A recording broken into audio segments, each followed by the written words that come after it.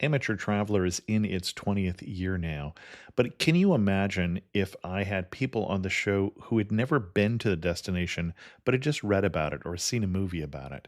That wouldn't make any sense at all, and you wouldn't listen.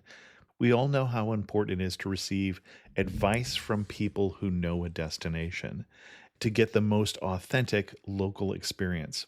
And a great option for experiencing this is Explore Worldwide and their authentic small group adventures, led by local tour leaders, perfect for solo travelers who want to meet like minded people with a desire for adventure. I'm often an independent traveler, but two of my last three trips were with small group tours because they organize everything and it's a lot easier. If you want to recreate the tour I did to Malta, they have a Malta and Gozo Discovery Tour. I'm intrigued by one of their tours called A Taste of Sicily. The company again is Explore Worldwide, and visit exploreworldwide.com to learn more. And thanks to Explore Worldwide for sponsoring this episode of Amateur Traveler. The nights are long, the days are short, and the weather is chilly to downright cold, depending on where you are. It's a good time to slip into a Quince iconic Mongolian cashmere sweaters, which start at only $50. You can treat yourself to everyday luxury at an affordable price with Quince. If you really want to dive into luxury, you can check out their leather handbags, washable silk shirts, and European linen sheet sets. Whatever you're looking for at Quince, all the prices are 50 to 80% less than similar brands, and they do that by partnering directly with top factories and cutting out the middleman. They only work with factories that use safe, ethical, and responsible manufacturing processes. And of course, they use premium fabrics and finishes for that luxury feel in every piece. But you've already heard me rave about my Quince travel pants.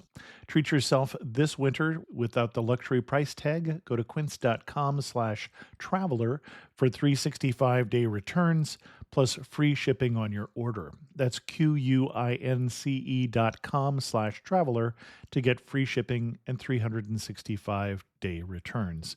Quince.com/traveler. And thanks to Quince for sponsoring this episode of Amateur Traveler. Amateur Traveler episode 837. Today, Amateur Traveler talks about twin towers and trade routes, tea plantations and sacred caves, sultans and the Baba Nyonya culture, as we go to Kuala Lumpur and Malaysia. I'm Chris Christensen from Amateur Traveler. Let's talk about Malaysia. I'd like to welcome to the show Sharezal Abdul Wahid, the Director of Concierge of the Majestic Hotel in Kuala Lumpur, who has come to talk to us about Malaysia. Sharezal, welcome to the show. Thank you, Chris. It's a pleasure to be here today. Thank you. And I'm going to ask an obvious question, which is, what is your connection with Malaysia? I'm born and bred in Kuala Lumpur, the capital city of Malaysia itself. Yeah, I guess I'm a local, and I'm very happy to share what the country has to offer. And obviously, as a director of concierge, you spend a lot of time with tourists telling them things to do and things to see. So thanks for joining us today. Why should someone go to Malaysia? Yes. I would say for first-timers to Asia, Malaysia would be the best place to experience the region, as you get to experience a multitude of culture, culinary, language, and traditions. It goes in line with Tourism Malaysia's tagline, Malaysia Truly Asia. I did not know that was their tagline. Excellent. What kind of itinerary are you going to recommend for us? For a visit to Malaysia, I would recommend a week stay. There's a lot to offer in Malaysia, so I would actually recommend to break your stays, meaning you stay 2 days in the city, 2 days on an island, and perhaps 2 nights in Borneo. Okay. Yeah, because again, as it says, we have almost everything here. We have the tropical forests, we have the highlands, we have the islands, and so forth, and even the cities to explore. So there's a lot to see. Okay. You mentioned starting in the city, so why don't we start there? Are we starting in Kuala Lumpur as the city? Oh, yes. Okay. And what are we going to do in Kuala Lumpur? For Kuala Lumpur, we have both the modern side and also the heritage side, Chris. So if you're into the busyness of the city, the buzz of shopping and everything, and you can stay right in the center of Kuala Lumpur, namely the Bukit Bintang area, or even in the KLCC area, which is where the famous Petronas Twin Towers would be situated. So that's the city center, is the CC there? Yes, Okay. Kuala Lumpur City Centre. And we also have the heritage side, which is the colonial part of the city. Mhm. And that's where my hotel is located, the Majestic Hotel Kuala Lumpur. Okay. We have the historical side of the city. We have the museums to visit. We have the old Chinatown. And we have, of course, And I'm going to slow you down here. So okay. you say the historic part. So if I'm interested in history and I want to see the historic part, what are a couple Okay. things that I absolutely should see? Okay. We have the Independence Square, Okay. which is the colonial square of Kuala Lumpur. I would say that is where the city began. Kuala Lumpur is actually a very young city, actually. It only started probably in the late 1800s. It came from tin mining, actually. Tin was found not too far away from where the city is today, and that was where the city grew. Like in the Western countries where they have gold rush, we have a tin rush. And at that time, we were colonized by the British, of course.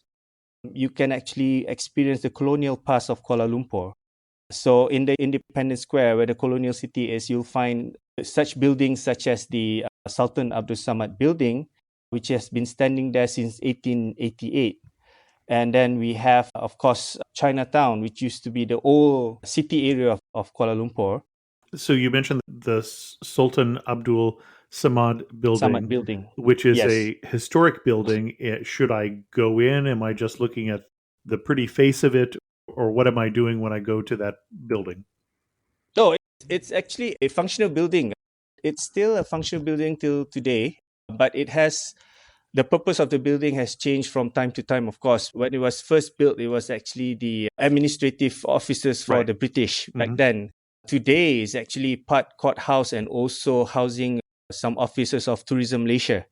Okay, got it. Yeah, so it is actually one of the most photographed building in Kuala Lumpur, apart from the Twin Towers, of course. Right, sure.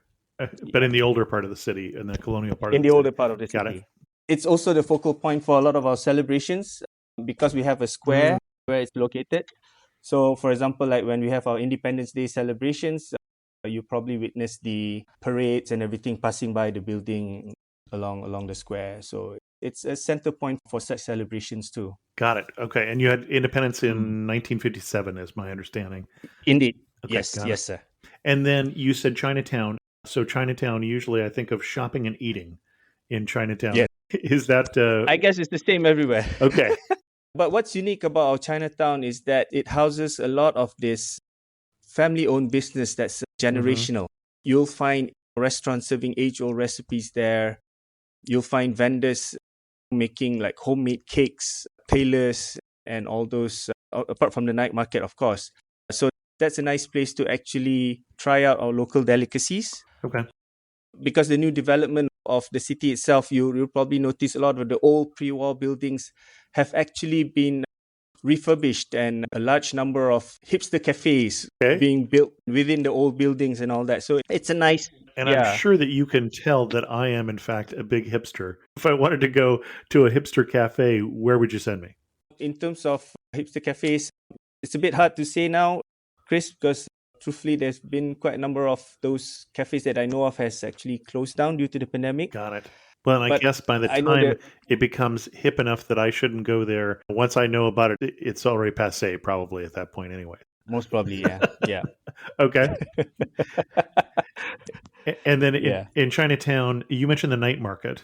The night market, it's one of those markets that's very popular for its knickknacks and all that. I mean, if you're looking for shoes, bags, and all that, some are even copy bags and all that. So it's a place where you can test your bargaining skills, I would say. Yeah, just for the fun of it.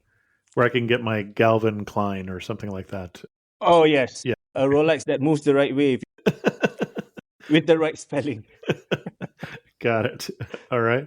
And I assume also with a night market, then there'd be food stalls as well? Or is it mostly focusing? Indeed. Okay. I've had some of my food stalls. Best meals at night markets sitting on some little plastic stool or whatever. But yes. Talking about food stalls, there is actually a street, not in Chinatown itself, but it's actually near the main shopping district called Bukit Bintang. This popular street is called Jalan Alor. Jalan in Malay means street. Yeah, so it's called Alor Street. So along this Jalan Alor is actually focusing on just street food, the Got it. whole Okay. street. And it's open till 2, 3 a.m. in the morning. So if you're craving for some late night snacks or a late supper or something after your day long of shopping or probably visiting our clubs, that would be a place to go just for some quick snacks and something local. And if you're having local street food or you're taking a visitor there, two or Yep. three dishes that you just got to try. Oh, I would go for satay. There's also those chicken wings that are very popular there in Jalan Alor itself. Okay. And another one would probably be one of those. Surprisingly, you also find some nice Thai restaurants there, Thai stalls there. So Okay. perhaps you want to try one of those mango dishes with the glutinous rice, Oh, okay. which makes Love for a those. good Okay. snack. Yeah. Okay, cool. Anything else we want to do in the Old Town area? Another part of the old town that is a must visit, I would say, would be the River of Life. Okay. That is where two rivers actually meet and form into one river. So it's actually the Klang River meeting the Gombak River. And at the point where the two rivers meet, this is where they say Kuala Lumpur got its name. Because the word Kuala Lumpur itself means muddy estuary. Oh, okay. I was going to ask you. Yeah. All right. So imagine back then in the 1800s or probably earlier than that, when the two rivers meet, I'm sure that would have been a very muddy spot. So Okay. I guess the locals would have called it, let's meet up at Kuala Lumpur. That's a good landmark to meet and everything. And where the two rivers meet, right in the middle of the two rivers, you actually see one of the oldest mosques that is still standing to this very day called the Jamek Mosque. So it's a very beautiful building. Surprisingly, it was designed by a British architect, but it's still standing to this very day. It was actually used as our national mosque until 1965. That was when we had built a new mosque downtown elsewhere. So that particular Jamek Mosque is still standing to this very day. So it makes for a beautiful photo shot, I would say, to say that you're in Kuala Lumpur and with the old minarets, of the mosque, and behind it you see the tall buildings around it. It's like a big contrast of old and new. And if someone who is not a Muslim wants to visit the Jamek Mosque, what are the protocols in Malaysia? Is that something that they can do? Just need to dress appropriately, take off their shoes, and not disturb the services? Or exactly. For most of our mosques, we do have visits, especially like the National Mosque, the Jamek Mosque, and the other one called the Wilayah Mosque or the Federal Mosque. They actually have visits to the mosque where they take you around within the mosque on a tour. Okay. Of course, you'll have to dress appropriately. Which means no shoulders, no knees showing. Yes, no shoulders, no knees showing. Yep. And if you're not dressed for it, they actually have robes where you can actually wear to visit. Okay. And then do women need to wear a head covering in the mosque or not in Malaysia? It comes with the robe. The robe they provide is actually has head coverings and everything. Got it. Okay. Yeah, it's a hood. Yeah, it's like a hoodie. Okay. And the visiting times is usually away from the 5-time prayers. Sure. Yeah. Yeah. Yeah, you don't need the tourists to be there at the same time as the worshippers. Okay, got it. Exactly. And then you said something about museums. Is there some place that you recommend people go to understand the area better? Just 5 minutes from the Majestic Hotel Kuala Lumpur, within the historical mile of the city, we have the National Museum. Okay. That gives you an insight of the history of Malaysia itself. And it's compartmentalized into 4 sections. They have sections 1 to 4, A to D. And in each section, they have the different periods of Malaysia, the development of Malaysia itself, starting from the prehistoric time right up till probably post-independence. Got it. Okay. So, and that was also very good product placement there for the Majestic Hotel. I like how you slipped that in very carefully. Nice job. Thank you. Another attraction that I'd like to share is actually more of a nature or probably spiritual kind of visit. It's a place called Batu Caves. Okay. It's actually a set of limestone caves situated probably about 30 minutes away from the city center. Okay. I think it's the third most important Hindu attraction in the world. It's actually a temple placed inside the caves itself. Mm-hmm. But to get into the caves, you actually have to climb up some steps. So very colorful steps is what I'm seeing. Some very colorful steps indeed. They call it the rainbow steps. Okay. And do you want to guess how many steps? Or have you already seen the answer there? I don't know. I don't have the answer in front of me. Do you want to guess? 300. Close. It's actually 272 steps Okay. in total. And it says that with every step that you take climbing the steps, it actually clears a sin. Okay. For me, I guess I have to go up a couple of times. Anyway. Well, and it looks like it's in a very yeah, beautiful karst landscape, very green. you can actually venture around the caves itself. Okay. And usually a visit into the caves will probably take about an hour or slightly more than an hour, depending on how fast you climb the steps, of course. Sure.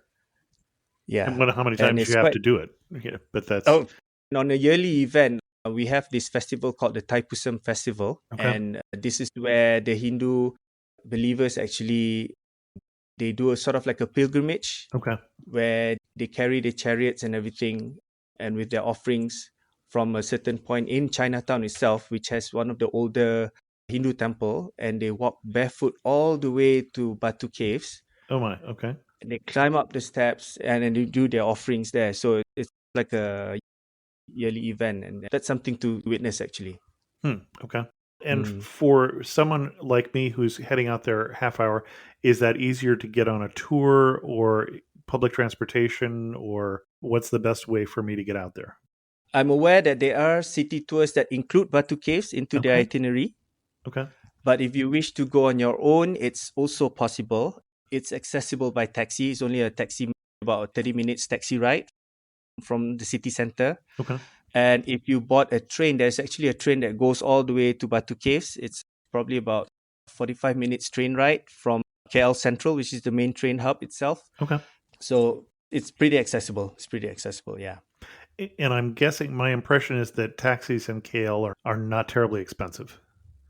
Oh, no. If you were to hire a taxi using a meter or so, it will probably set you back about 60 ringgit an hour. Okay. Yeah, and that's what? Probably 10? No. So it's roughly 4 to 1. 4 to 1, yeah. Yeah. So that would divide by 4 to get, so $15 an hour. Okay. Yes. That's, of course, if you run the meter. So it's roughly around that price. Pre-negotiating, you mean? To be frank, they're not allowed to negotiate. Okay. They're supposed to use the meters. So using taxis in you say Kuala they're Lumpur supposed to use the on meter, and I feel like you're saying that like they may not use the meter, even though they're supposed to use the meter.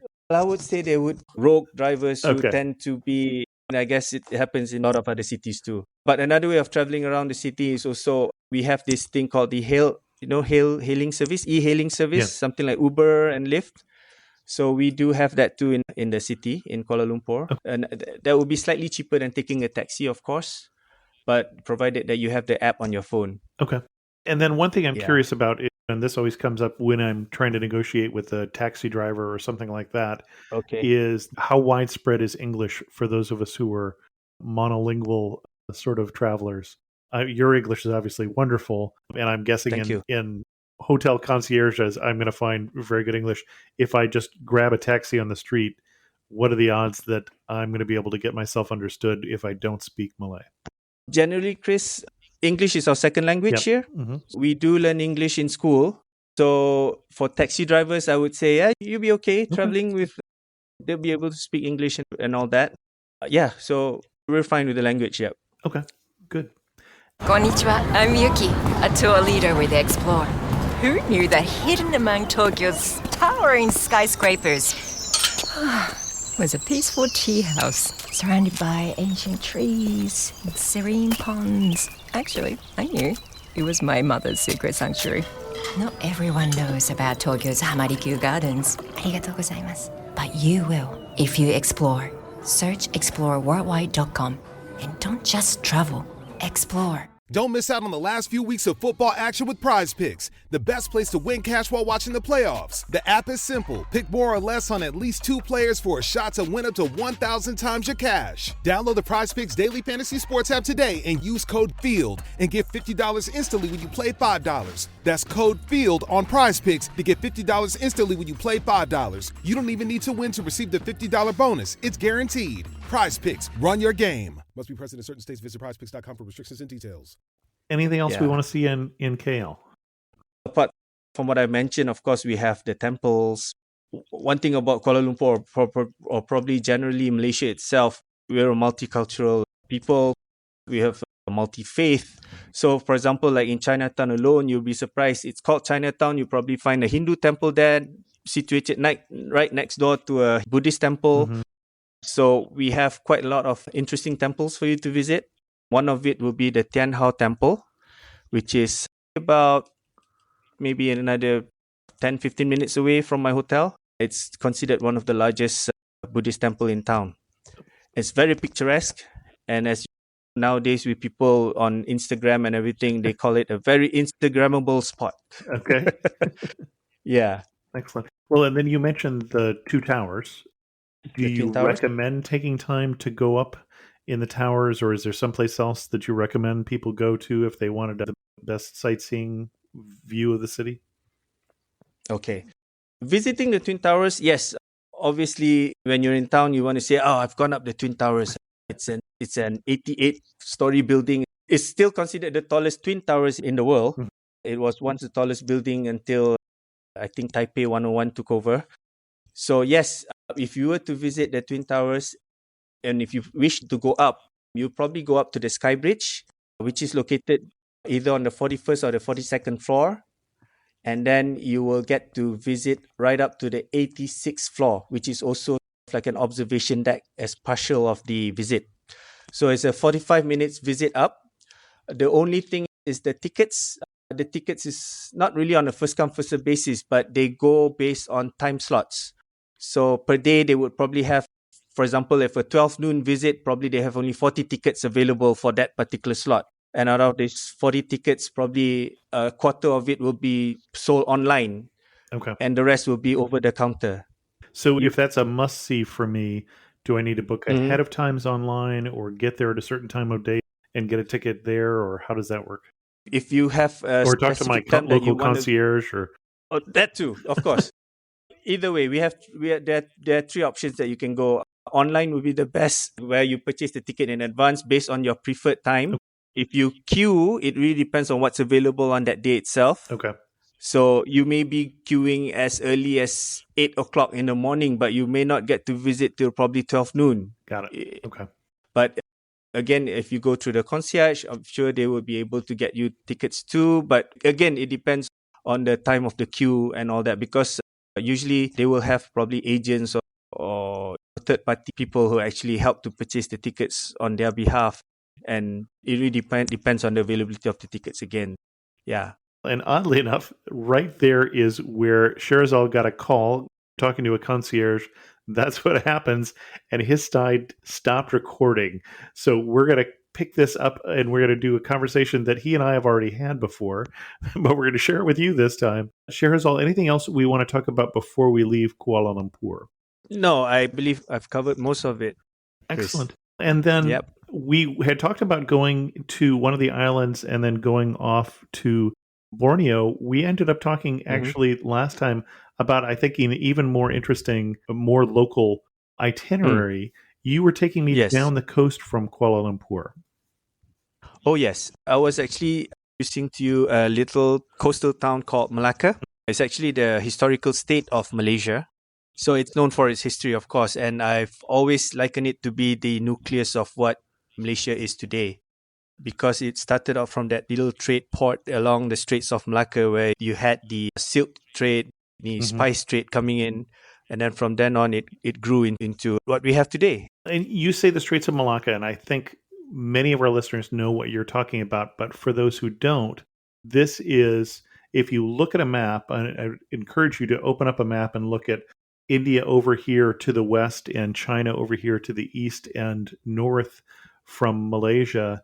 And if you look at how the ships would go between them, because of the island of Sumatra and this long peninsula of Malaysia, they really go through this narrow strait past Malacca, past Singapore, and then back up the other side. And even today, 30% of all the shipping traffic in the world flows through this narrow Straits of Malacca.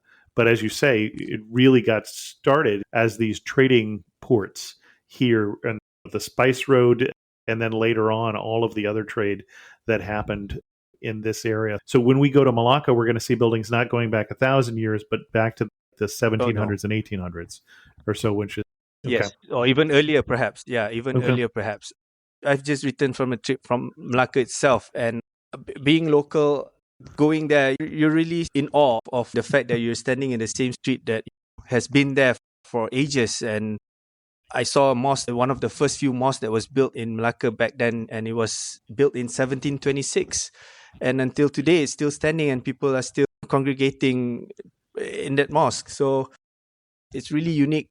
It's even more unique the fact that being a mosque, you always imagine that it has all those good domes and everything, but this mosque had a very Chinese look to it because of the influence that it had back in those days.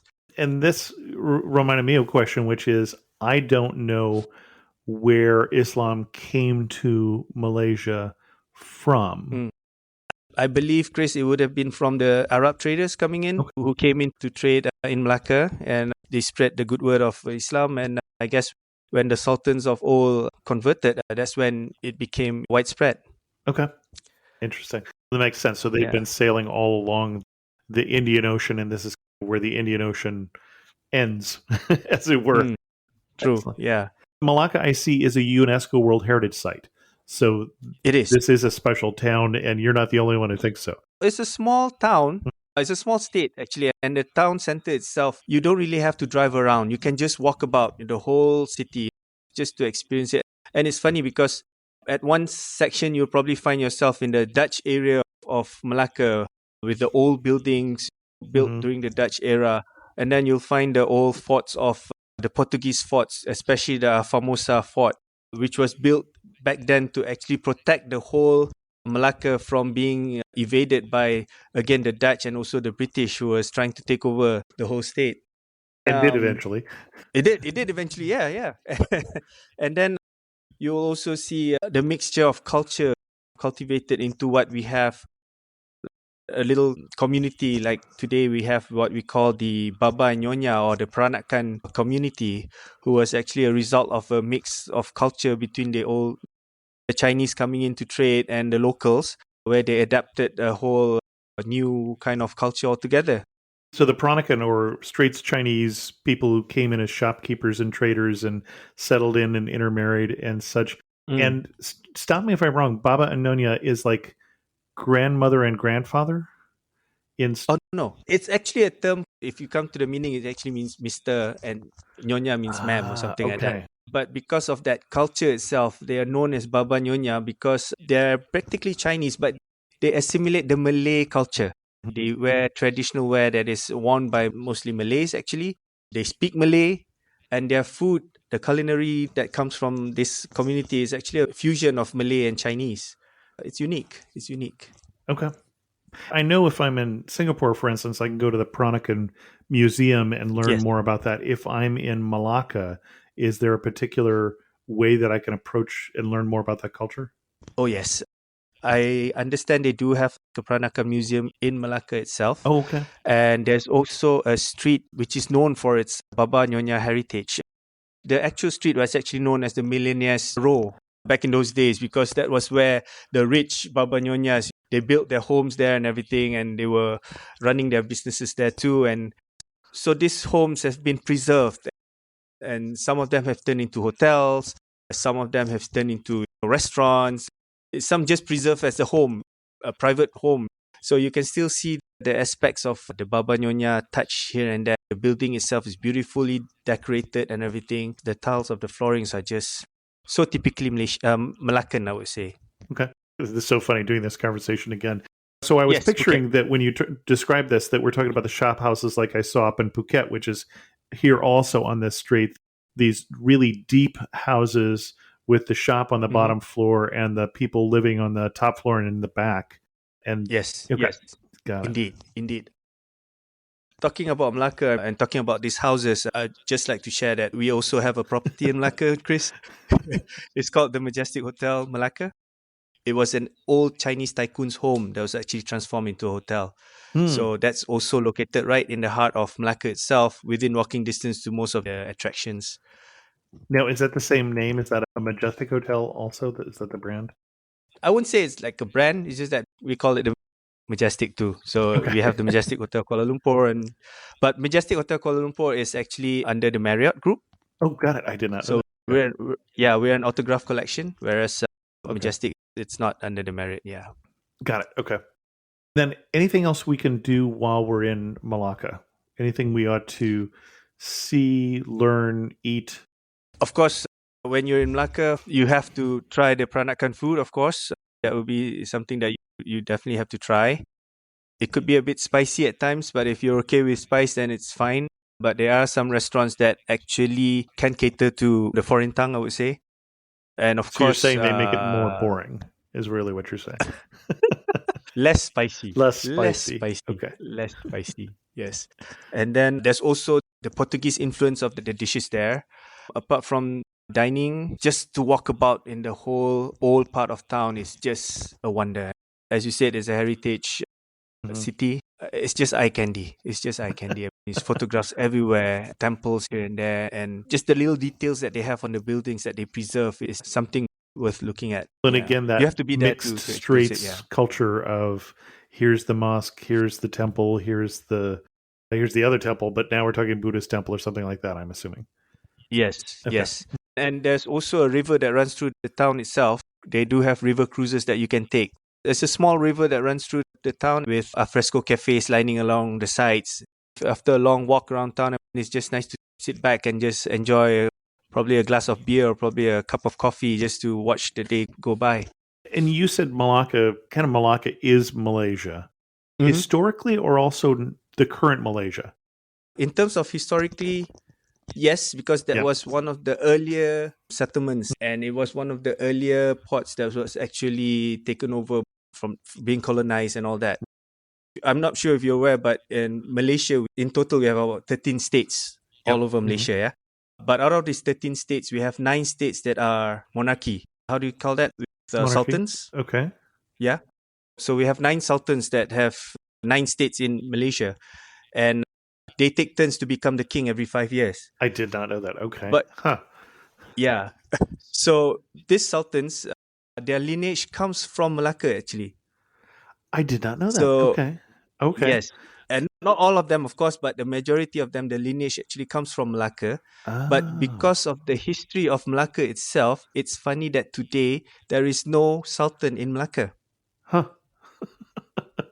Okay. So, due to the course of history, with all the colonization and everything, somehow the sultan in Malacca, who was one of the earlier sultanates or whatever in back then, ran away and formed another state and all that. So what we have today is actually a lineage from Malacca.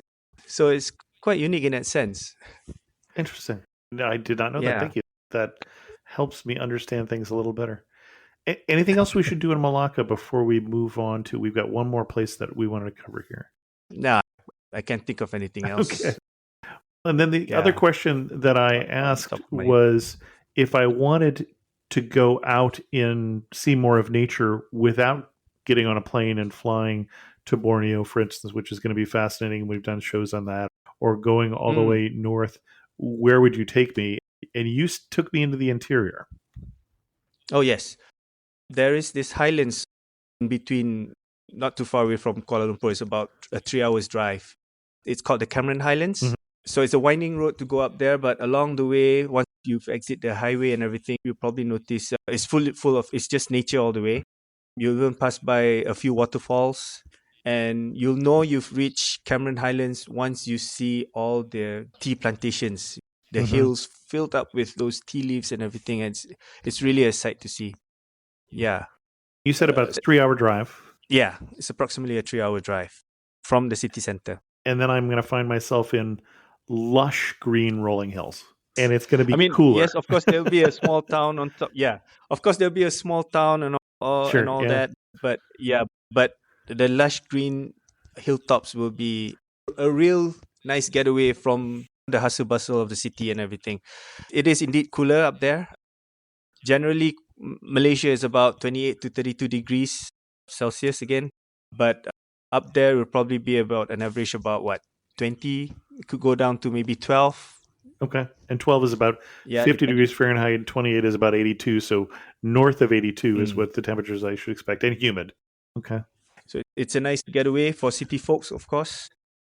It used to be back then in the colonial days of the British, that would be the place where they would go for Christmas and everything, just to get away from the heat, to feel a bit at home.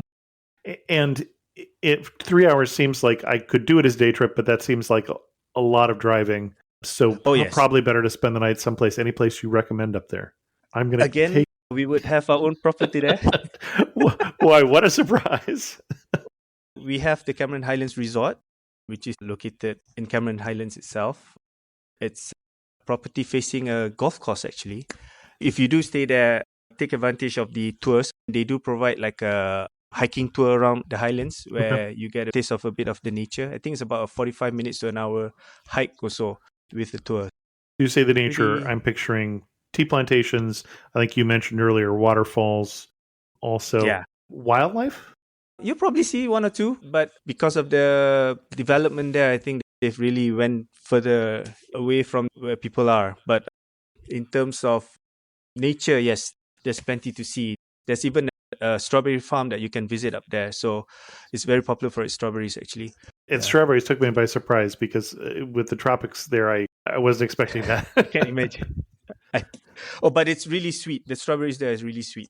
Actually, Cameron Highlands is also very popular for its agricultural aspect of it. A lot of our vegetables that we have comes from Cameron Highlands itself. Okay.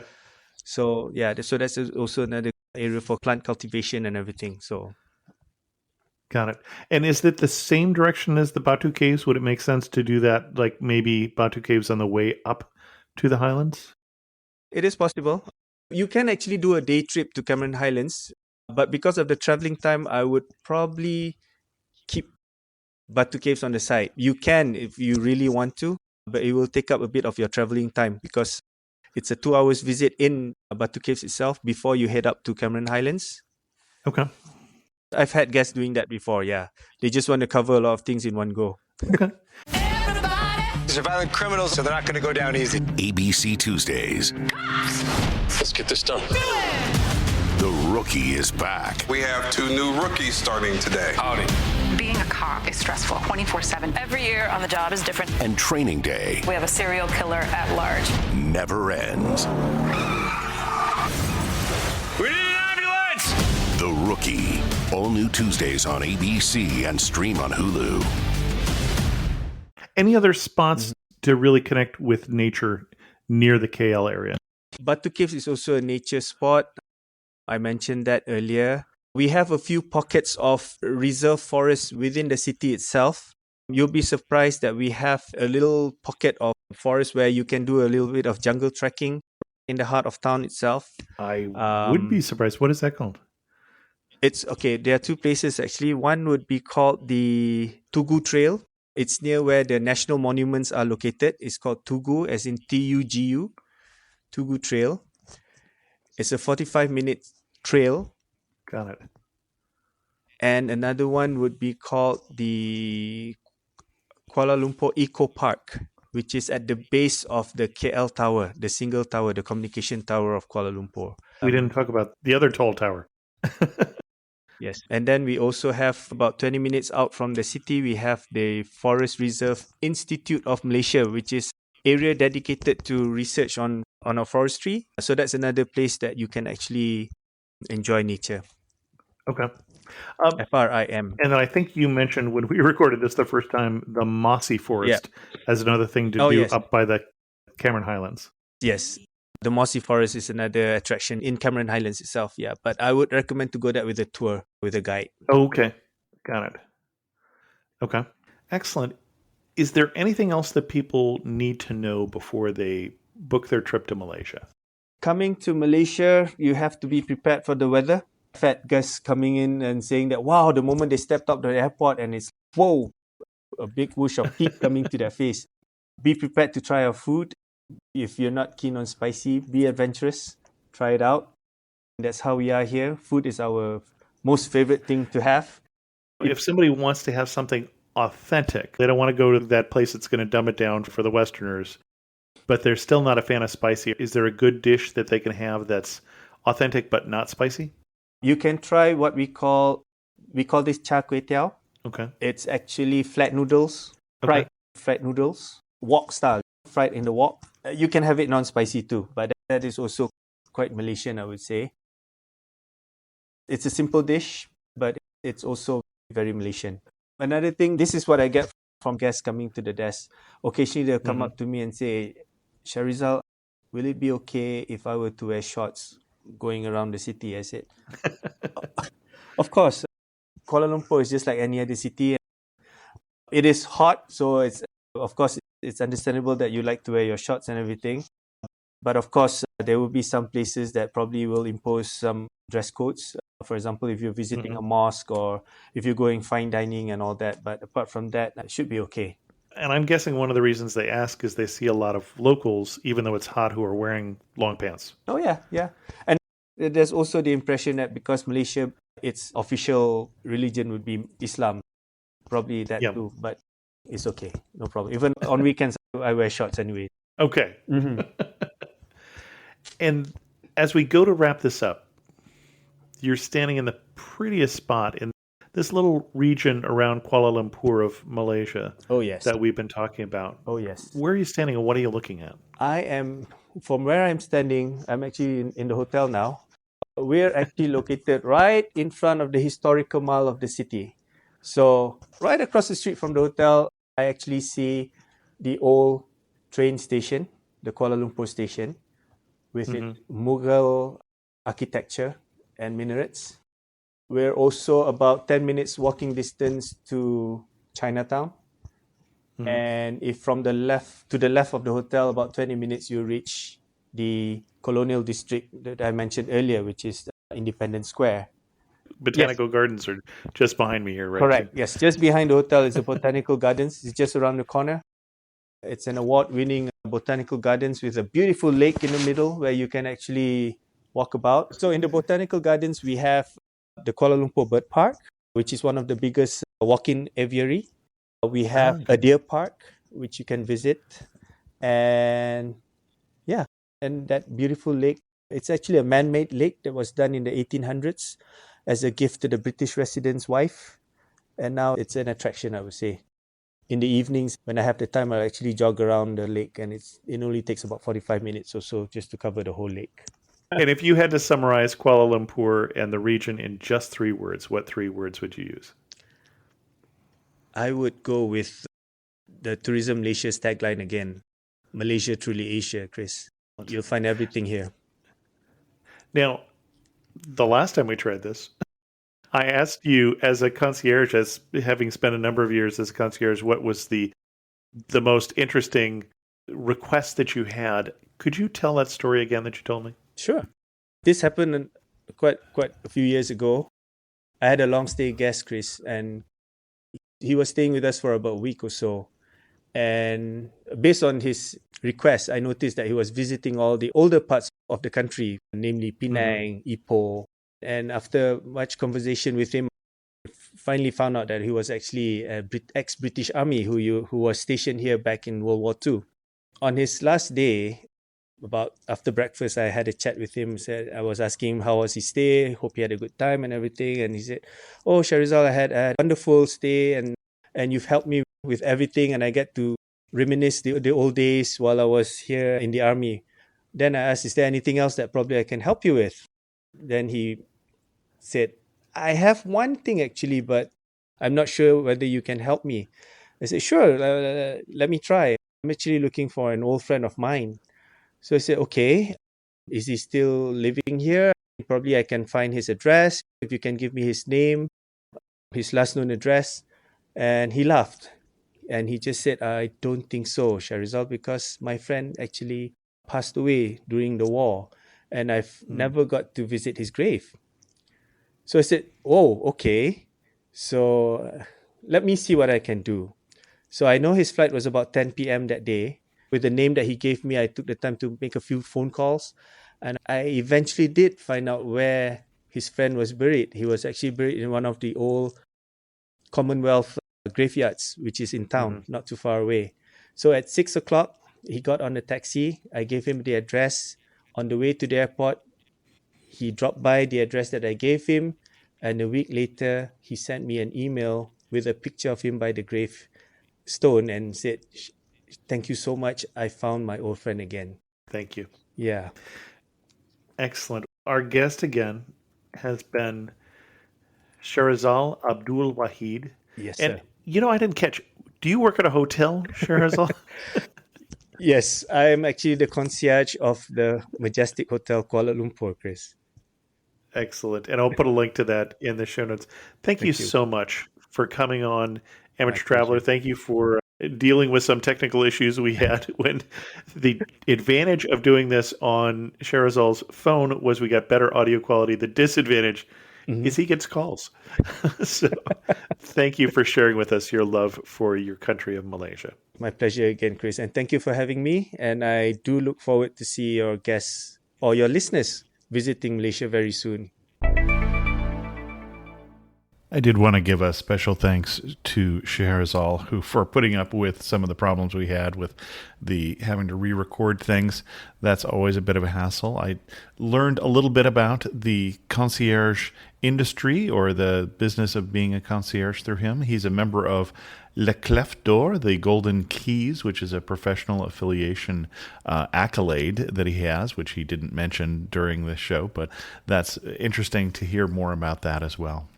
I also want to set out special thanks to the patrons of the show who help support Amateur Traveler financially.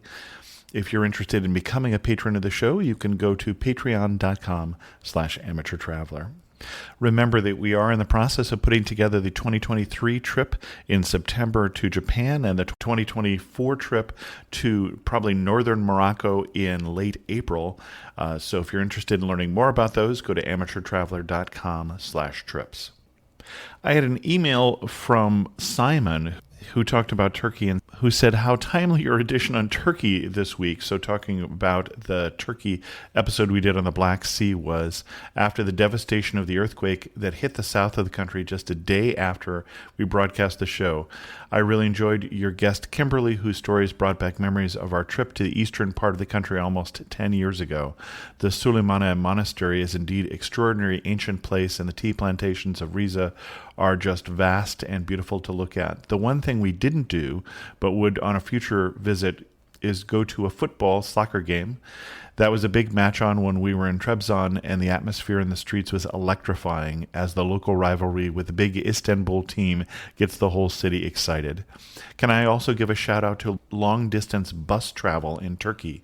We found the Greyhound-style coaches to be top quality, with the tea served on board and the stops at highway services surprising us with culinary delights, like homemade soups and lentil bakes. It takes a little longer than flying, but helped us to connect with how the locals travel. Finally, I wish I'd known about the Turkish rice pudding your guest mentioned. That sounds like a must for our next trip to Turkey. Keep up your great work on the podcast, Simon. And I wrote back to Simon, and I appreciated him writing, and I'm hoping there was no connection between us doing a show on Turkey and the earthquake around Gaziantep, Turkey, more than a few hundred miles away from where we were talking about. I do have a connection, though, to Gaziantep. I have been to Gaziantep, Turkey, so it was heartrending to see some of the devastation there. We had a Turkish exchange student from Gaziantep who still lives in the region. He is okay. His family is safe, but he said it was a terrifying experience. And when the first numbers came in of 5,000 buildings collapsing, I knew that the death toll would be higher because the city was predominantly, I would say, 5-story tall apartment buildings. And so clearly with this earthquake hitting in the middle of the night and so many buildings collapsing, that was going to be a great loss of life, as we have seen as those numbers have developed. My heart goes out to Yavuz Çalayan and to the people of Gaziantep, Turkey. With that, we're going to end this episode of Amateur Traveler. If you have any questions, send an email to host@amateurtraveler.com, or better yet, leave a comment on this episode at amateurtraveler.com. And thanks so much for listening. I got to see one more cathedral. I got to sit in one